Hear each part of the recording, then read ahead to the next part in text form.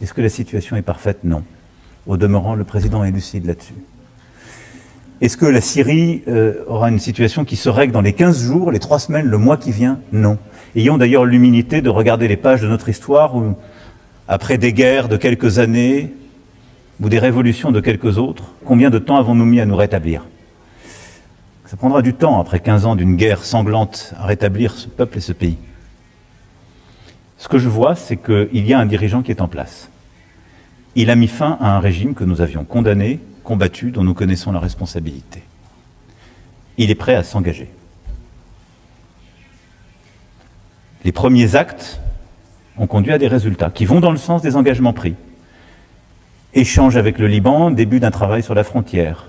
Lutte claire contre le Hezbollah et son réarmement. Lutte claire contre Daesh et coopération qui s'établissent avec les partenaires.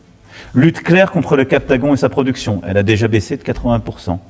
Engagement qui n'était pas naturel avec les forces démocratiques syriennes et l'accord de mars dernier. Il y a des cailloux sur ce chemin depuis le mois de décembre qui ont été posés. Et le dernier, c'est celui aussi d'une justice indépendante transition sur laquelle des engagements viennent d'être réitérés. Et les prochaines semaines nous éclaireront sur ce chemin. Donc je pense qu'il nous faut en conscience regarder. Le rôle de la France, c'est de défendre ses intérêts. Nous avons en Syrie des intérêts. Notre sécurité, les combattants étrangers.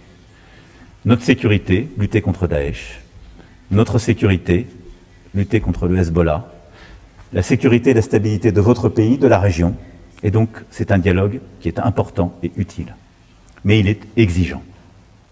Et donc, dans ce contexte, il est cohérent, dans les prochaines semaines, de travailler pour qu'il puisse y avoir, à côté des progrès déjà effectués, sur la base aussi de cette exigence et du dialogue permanent, une possible levée des sanctions, en essayant de convaincre nos partenaires et nous d'agir dans ce sens.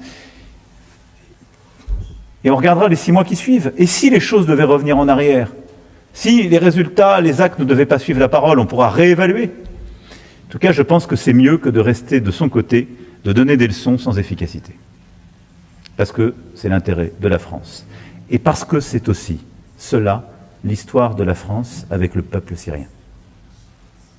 Une histoire qui s'enracine très profondément et qui est l'amitié avec un peuple, sa propre histoire, sa propre complexité, et qui est une amitié avec toutes les composantes de ce peuple. Et c'est un très, très grand défi pour le président.